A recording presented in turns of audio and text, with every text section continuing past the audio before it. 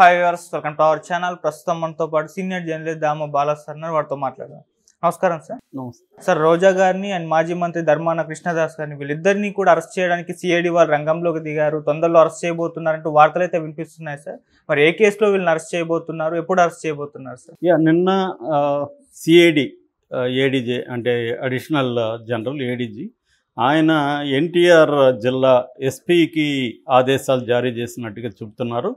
అదేంటంటే రోజాను తర్వాత మాజీ మంత్రి ధర్మాన కృష్ణదాస్ ఇద్దరిని అరెస్ట్ చేయమని ఆదేశాలు జారీ చేసినట్టు చెప్తున్నారు. రోజా ఇటలీలో ఉందని మనం ఈ మధ్యనే ఒక వీడియో కూడా చెప్పుకున్నాం. ఆమె ఇట్ల నుంచి రాగానే ఆమెను అరెస్ట్ చేసే అవకాశాలు ఉంది, వీలైతే ఎయిర్పోర్ట్లోనే తీసుకునే అవకాశాలు కూడా ఉందని చెప్తున్నారు.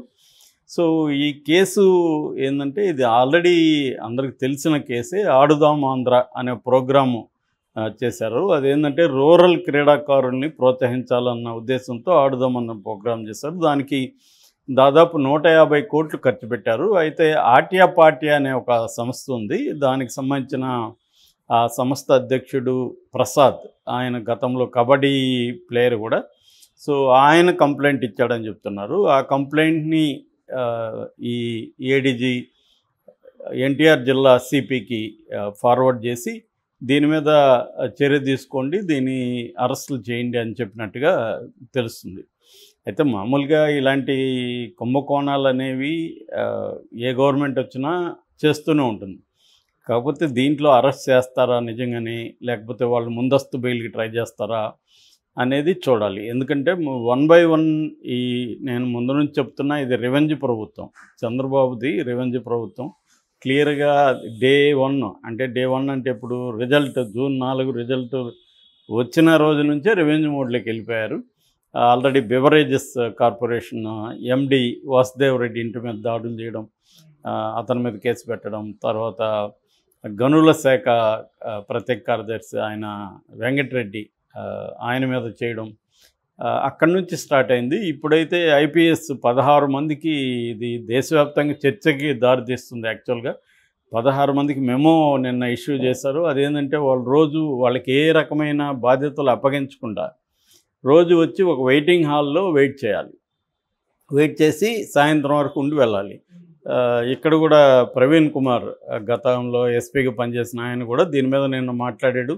ఇదేమన్నా గ్యాస్ ఛాంబరా, వాళ్ళు 16 మంది అక్కడ రోజంతా ఏం చేయాలి, వాళ్ళు ఏమన్నా భజన చేయాలా, లేకపోతే ఒకరినొకరు పట్టుకొని ఆడవాలా, ఇదంతా ప్రజల డబ్బులే కదా, వాళ్ళకి శాలరీలు అయితే ఇస్తారు కదా, మరి ఖాళీగా ఉంచి వాళ్ళకి శాలరీలు ఇవ్వడం అంటే ప్రజాధనాన్ని వృధా చేయడం కాదా, అట్లాగే వాళ్ళ మీద కక్ష తీర్చుకోవడం కాదా అని అంటున్నారు. మరి చంద్రబాబు ప్రభుత్వం ఇలాంటి చర్యలకు చేయడం వల్ల ఖచ్చితంగా నెగిటివిటీ వస్తుంది. గతంలో జగన్ వెంకటేశ్వరరావు లాంటి వాళ్ళని ఇలాగే చేశాడు.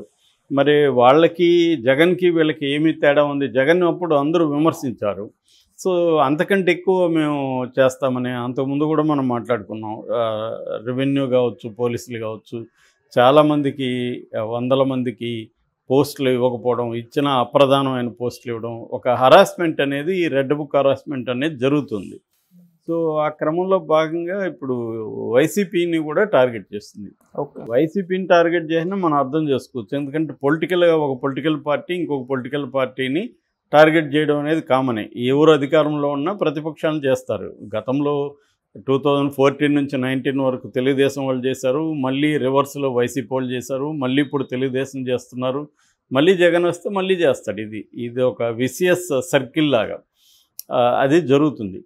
కానీ ఇటువంటి సంఘటన అంటే 16 మంది ఐపీఎస్ ఆఫీసర్ని ఒక రూమ్లో బంధించి వాళ్ళు అక్కడే ఉండాలా? అదే ఈయన అన్నాడు ప్రవీణ్ కుమార్, ఇదేమన్నా గ్యాస్ ఛాంబరా, వాళ్ళని అలాగా ఉక్కిరి బిక్కిరి ఆడకుండా ఏమన్నా చంపేస్తారా మీరు అనేది కూడా అంటున్నాడు. ఇది దేశవ్యాప్తంగా మెల్లమెల్లగా చర్చకి దారితీసే అవకాశం ఉంది. కోర్టు కూడా జోక్యం చేసుకునే అవకాశం ఉంది.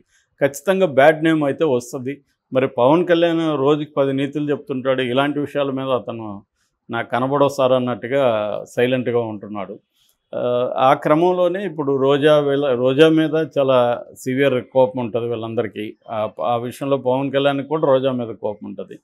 కాబట్టి రోజాని ఏ కేసుల్లో మనం ఇరికించాలనేది వీళ్ళు ప్లాన్ చేస్తుంటారు. ఆమె క్రీడా శాఖ మంత్రి, ప్లస్ పర్యాటక శాఖ మంత్రి కాబట్టి ఆ శాఖల్లో ఏమేమి జరిగాయి అనేది ఆరా తీసి ఖచ్చితంగా ప్రతి గవర్నమెంట్లో అవినీతికి పాల్పడిన వాళ్ళు ఎవరు ఉండరు.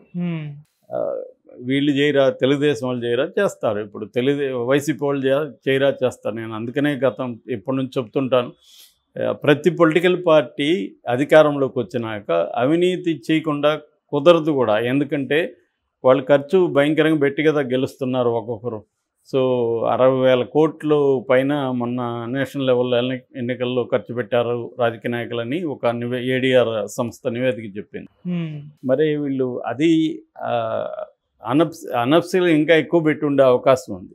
సో ఇంత వేల కోట్లు అంటే 1,00,000 కోట్లు ఒక ఎంపీ ఎలక్షన్లో పెడుతున్నప్పుడు అవి ఎక్కడి నుంచి రావాలి? మళ్ళీ వీళ్ళకి సంపాదిస్తామని ఆశ ఉంటేనే కదా పెడతారు. ఎవడు కూడా ఓన్లీ ఎంపీ కావడానికి కోసం ఒక 100-150 కోట్లు, ఎమ్మెల్యే కావడానికి 50 నుంచి 100 కోట్లు ఎందుకు ఖర్చు పెడుతున్నారు? మళ్ళీ మన అధికారంలోకి వస్తే మనం సంపాదించుకోవచ్చు, మన వ్యాపారాలని డెవలప్ చేసుకోవచ్చు. ఇలా రకరకాల అంతిమంగా ఆర్థిక ప్రయోజనాలు ప్రధానంగా పనిచేస్తారు. సో వీళ్ళు అవినీతికి పాల్పడకుండా ఎలా జరుగుతుంది? ఇది whole model of the present electoral పాలిటిక్స్లోనే ఈ ప్రాబ్లం ఉంది. కాబట్టి అందుకని ఈజీగా కేసులు పెట్టగలుగుతారు. పోనీ ఆ కేసులనే ఉన్న ఒక కొలిక్కి తీసుకొచ్చి శిక్షలు వేయిస్తారంటే శిక్షలు వేయించరు. Process is the punishment. So అలాగే ధర్మాన కావచ్చు, లేకపోతే వీళ్ళకి కావచ్చు కేసులు పెడతారు. ఇప్పుడు రోజాని కేసులు పెడతారు, ఆమెకు జైల్లో పెడతారు, బెయిల్ వస్తుంది, నడుస్తూ ఉంటాయి, ఇంకొక కేసు పెడతారు. ఇలా హరాస్ చేయడం అనేది జరుగుతుంది. సో ఈ హరాస్మెంట్ని తట్టుకోలేక ఏం జరుగుతుందంటే, ఒకటి వైసీపీ నుంచి బయటకు వచ్చి తెలుగుదేశంలోని ఇంకో దాంట్లో చేరినప్పుడు వాళ్ళు మళ్ళీ క్లీన్ అయిపోతారు. మన బీజేపీ నేషనల్ వైడ్ ఇదే కూడా జరుగుతుంది. బీజేపీ అనేక సార్లు తీవ్రంగా ఆరోపించిన వాళ్ళు కూడా ఎన్డీఏలోనో బీజేపీలోనూ చేరితే వాళ్ళ వాషింగ్ మిషన్లో క్లీన్ అయిపోతారు. వాళ్ళ మీద ఇంక కేసులు ఉండవు, కేసు క్లోజర్ పిటిషన్ కోర్టులో ఇన్వెస్టిగేటివ్ ఏజెన్సీలు వేస్తారు. అలాగే జరిగిపోతాయి. ఇప్పుడు గతంలో చంద్రబాబు మీద దాదాపు 7 కేసులు పెట్టారు. ఆ 7 కేసుల్ని ఇప్పుడు సమీక్షిస్తామని చెప్తున్నారు. సమీక్షించడం అంటే అర్థమేమి? ఈ సిఐడి 7 కేసుల్లో కూడా సాక్ష్యాధారాలు లేవు కాబట్టి తీసేస్తున్నామని తీసేస్తుంది, కోర్టుకి క్లోజర్ పిటిషన్ వేసేస్తుంది. సో ఇది మనకున్న ఇవాళ రాజకీయాల మోడలు.